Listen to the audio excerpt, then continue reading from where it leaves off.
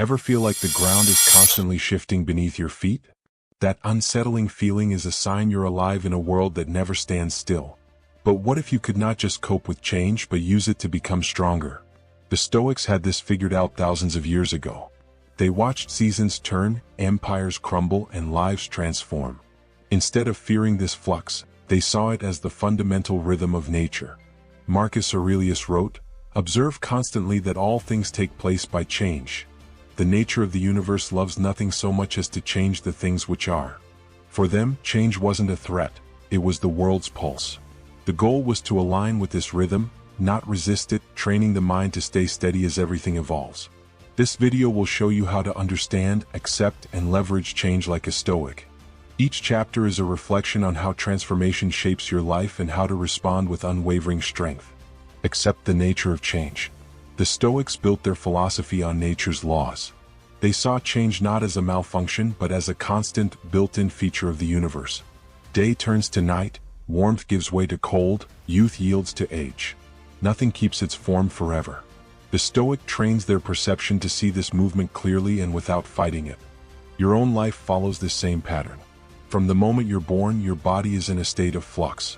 Cells regenerate, muscles change, and beliefs you once held firmly can feel foreign over time. The person you were a decade ago is not who you are today. The wise person recognizes this flow and doesn't struggle against it.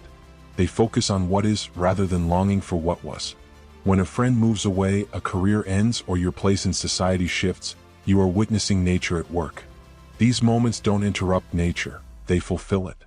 Epictetus taught this mental discipline when he said, "Seek not that the things which happen should happen as you wish, but wish the things which happen to be as they are." This is a call to adjust your internal expectations to match external reality. Change doesn't ask for your permission. It unfolds on its own schedule. Clinging to what is already gone only magnifies suffering. Acceptance is not weakness, it's clarity. It allows you to keep your judgment steady and prevents emotional panic during life's inevitable transitions. Your stability doesn't come from external things, but from a mind trained in principle. So, how do you build this habit? Start small. Each morning, tell yourself, "Something will change today." Say it aloud or write it down. Let this truth prepare your attention. This practice doesn't make you passive, it makes you prepared. When a project fails or a new challenge appears, your mind has already accepted this as part of the process. You'll still feel disappointment, but you won't be shattered by it. You'll move with strength in a world that never stays still. Let go of attachment. Here's an uncomfortable truth. When your peace depends on things staying the same, it's incredibly fragile. The Stoics warned that attaching your happiness to things outside your control is an invitation for emotional turmoil. It weakens your ability to respond with reason when circumstances shift. Seneca put it plainly, "It is not the man who has too little, but the man who craves more that is poor." This points to a mental condition, not a material one. The craving itself creates suffering. You might have a lot, but if you live in fear of losing it, you are already disturbed. Consider what you depend on. Your job is subject to market forces. Your relationships depend on the choices of others. Your identity is shaped by experiences and status, all of which can change in an instant. None of these provide a stable foundation for lasting peace. If your well-being is tied to your career, a promotion brings joy, but a setback causes distress. If your self-worth is linked to admiration, criticism feels like a personal attack. The Stoics trained to separate their inner stability from external validation. This isn't about removing emotion or ceasing to care. It's about adding clarity. You can still take pride in your work and build a meaningful life. The difference is in what you treat as essential. Enjoy what you have, while remembering it could be taken away. This is how you avoid panic during loss. To develop this, reflect daily. Look at your calendar, your finances, your relationships. Ask yourself how much of your emotional balance depends on these remaining the same. If the answer is a lot, that's where your training starts. Detachment isn't a lack of care, it's awareness. It's giving your full attention without staking your identity on the outcome. This makes you less reactive, more clear, and ultimately more effective. Practice the discipline of assent. Change brings uncertainty, and uncertainty stirs emotion. When emotion takes over, it clouds your judgment.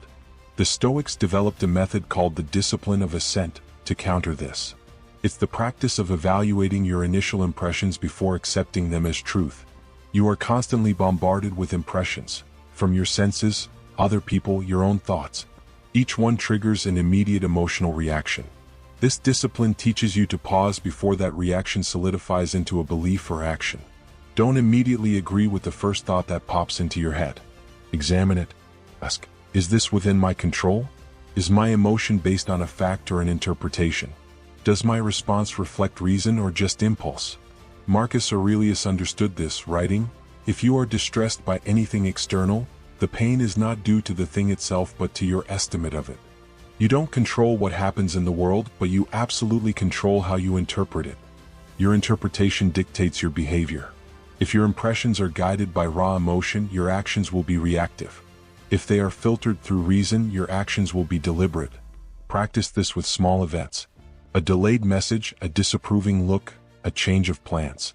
Pause. Observe the impression it creates. Label it. Ask, is this a feeling or a confirmed fact? Then choose a response based on principle, not pressure. Each time you do this, you sharpen your judgment. When bigger changes come, your mind won't panic.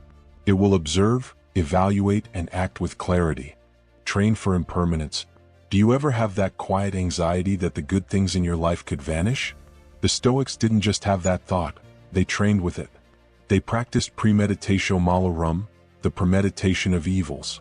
This wasn't about expecting disaster, it was about being ready for life's inevitable changes. The exercise is to imagine things going wrong before they do. This isn't to make you live in fear, but to reduce the power of surprise. When you expect the unexpected, you respond with steadiness. Seneca wrote, "He robs present ills of their power who has perceived their coming beforehand." By imagining a loss before it occurs, you accept it as a possibility. When it happens, it's not a shocking blow, but an event you have already accepted in your mind. This practice doesn't decrease your gratitude, it increases it. You stop taking people, health, and stability for granted. Start your week by writing down 3 important things in your life. Assume each one could change. Describe how you would respond. Imagine the emotion, the impact, and then the action you would take. What principle would guide you? This mental rehearsal builds resilience. It detaches you from the illusion of permanence and allows you to carry your peace forward, even if your external world collapses. Use change to sharpen character. Don't interpret resistance as failure. See it as contact with reality. Reality includes fatigue, doubt, and interruptions. If you wait for everything to feel easy, you'll accomplish very little. The Stoic relies on structure and discipline, not fleeting motivation. Discipline is the habit of doing what must be done, regardless of how you feel. Identify one task you often postpone. Break it down. Set a time to start. When resistance appears, as hesitation or excuses, acknowledge it by name. Then proceed anyway. Take the first step. This teaches your mind that resistance is part of the process, not the end of it. Each time you move through it, you build a history of effort that becomes the foundation of your resilience. Let difficulty refine you. The Stoics believed that difficulty was essential for growth. There is no development without effort. Hardship creates the opportunity to apply reason, test your virtues, and strengthen your judgment.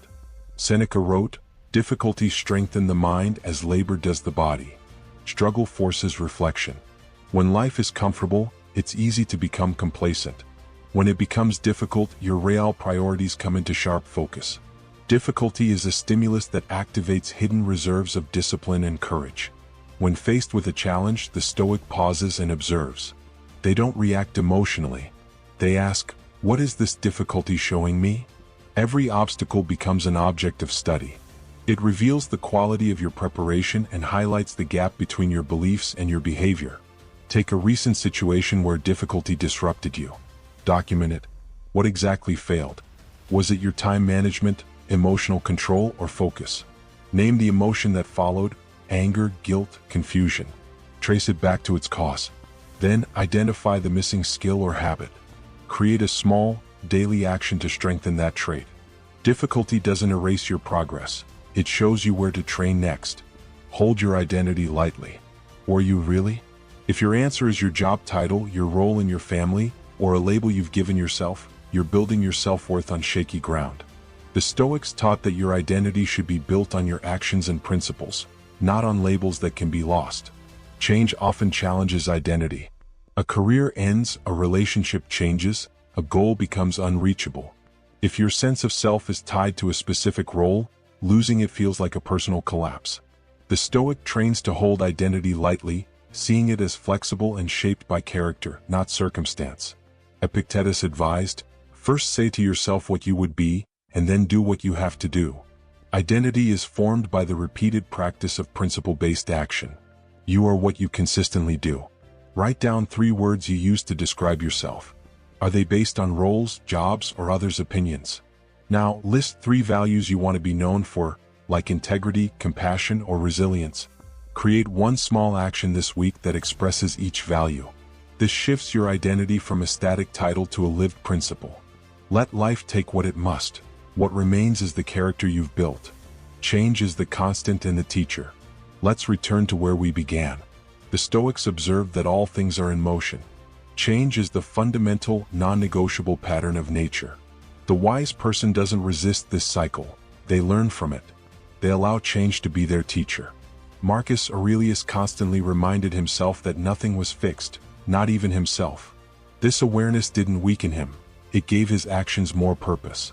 He acted fully in each moment without pretending it would last. Change teaches clarity.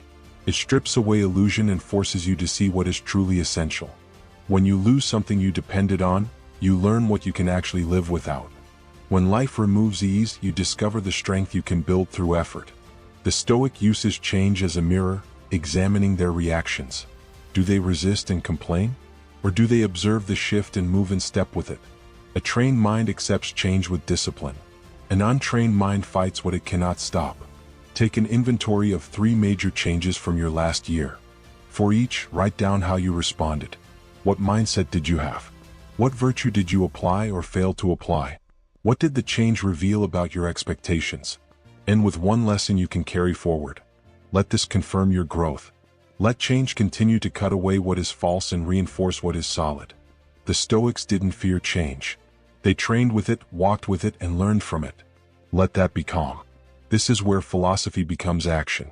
It's one thing to understand these principles in quiet moments, but the real test comes when life interrupts.